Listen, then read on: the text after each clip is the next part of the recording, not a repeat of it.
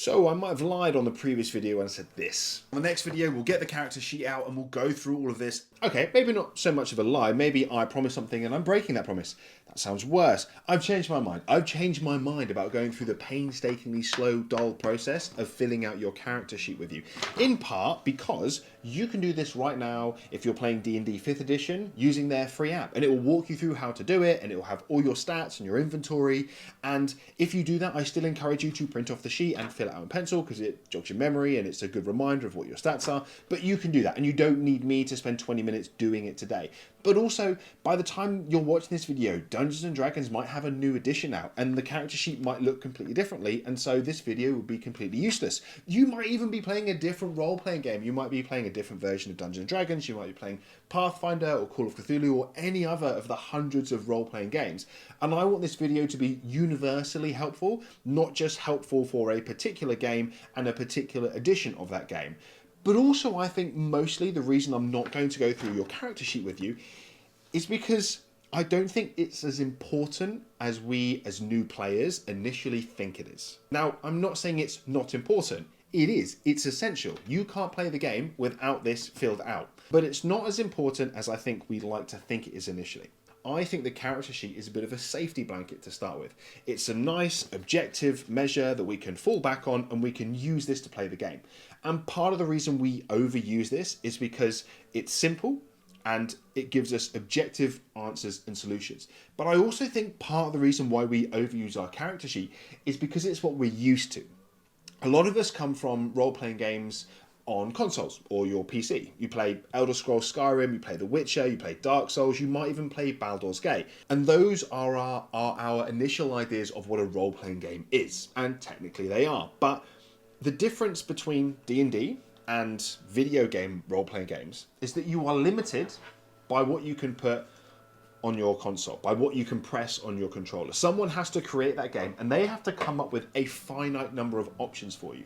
Whereas in D&D, you are only limited by your creativity and your imagination. When you play role-playing games, you tend to solve problems using the best option. You get to an encounter, you get to a conversation, you get to a fight with a big boss, and you open up your character screen and you equip the best potions and the best weapons and the right armor, and you look for the best stats. And that's fine. If that's the way that you want to play D&D, then that's up to you. But I would say if you're going to bother playing a game like this in the first place, it's worth playing it differently than how you've played video games, because otherwise you might as well just go and play a video game. I'm just going to wait a minute whilst the two guys with leaf blowers outside the window finish up outside the front of the street.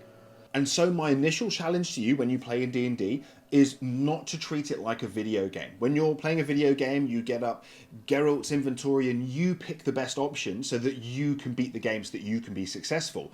But D&D is different and you can play it differently, and it'll probably be far more fun if you do so. And the important thing to remember is this: your character doesn't know what any of these numbers are. They're just to give you an indication of how successful your character will be at certain things. And you can flip this round. What is your strength score? What is your dexterity score? What is your acrobatics modifier?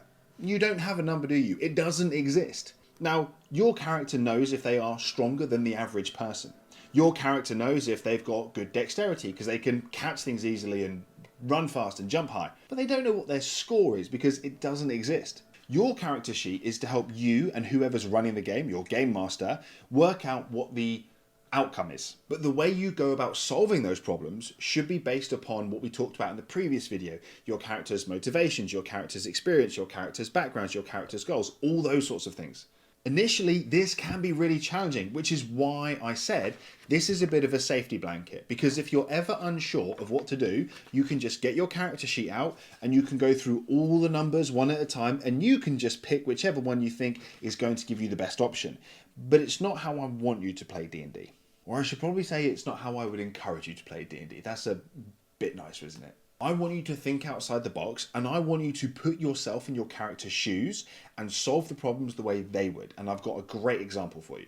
In our current campaign, one of our players is an elven ranger, and he's excellent at tracking. His whole background is basically he was brought up and taught and mentored how to track monsters and kill them and protect the forest and all these sorts of things. And so recently, when one of the NPCs got kidnapped, the rest of the party turned to him and went, "Can you sort this out, please?" And the first thing the player did was go through his character sheet and look at his spells. I think, right, I've probably got a spell that could solve this. And that's fine by itself. It's not that they shouldn't have done that. But I challenged them a little bit on it and said, is that what Fendro would have done? Fendro, who has spent decades being trained and coached and mentored how to identify tracks and follow them and identify monsters and know their strengths and know their weaknesses, is the first thing he would do to cast a high level spell and use that resource straight away?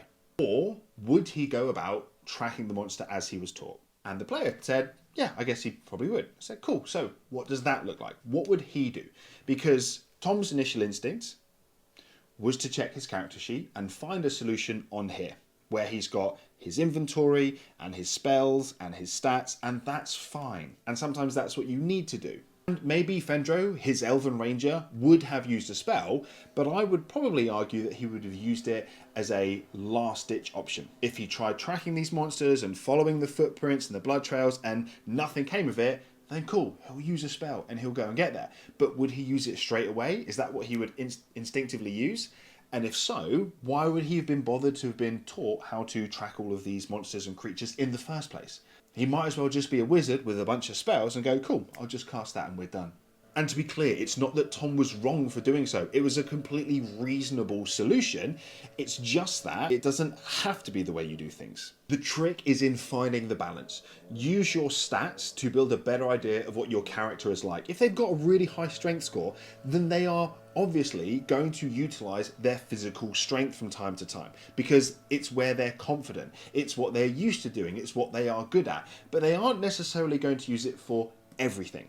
If you have a bunch of spells, you don't have to just use spells to solve problems because this isn't your character. It's an idea of what they are good at and what they are maybe rubbish at, and it's a way for you and your game master to work out the outcomes of your decisions. But you will have a bit more fun, I think, in the long run if you put the character sheet to one side and you put yourself in the shoes of your character and you do what they would do. And then once you've told your game master that this is what your intention is, this is what you are going to attempt to do, then the two of you can work out what you need to know from this sheet. But you make the decision without it first. So my challenge to you, if you're a new player or the sort of player who leans into their character sheet and their inventory and their spell slots maybe a little bit too much because it gives you reassurance and helps you identify what the best option is that's most likely to succeed. If you're that sort of player, put the character sheet down from time to time, take the app on your phone and put it face down, close your eyes, put yourself in the shoes of your character and try to think about what they would do in that situation. Because they don't know what all of these numbers are. They don't exist to them. They are just going to do what their character is going to do based on, like we said in that previous video, their motivation, their experience, their personality, things like that.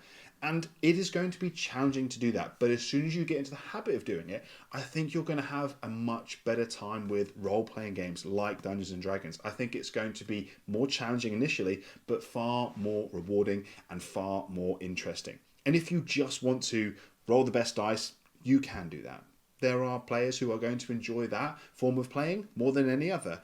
But have the confidence to put this down from time to time. You might find it tricky, it might be difficult, but that's all part of the process. Everything is going to be a bit awkward and clunky to start with. Whether we're talking about role-playing games or going to the gym and training and stuff like that, everything feels a bit awkward and clunky to start with. Everything's a bit difficult to start with, but you're only going to get better if you practice with purpose. So anyway, that's enough of me rambling. If you found this helpful, if you found it useful, I would love for you to leave a like. If you haven't subscribed yet, maybe think about doing that, and share this with people if you think it will help them. That's it. I've a lot of ums there. I'll see you on the next video.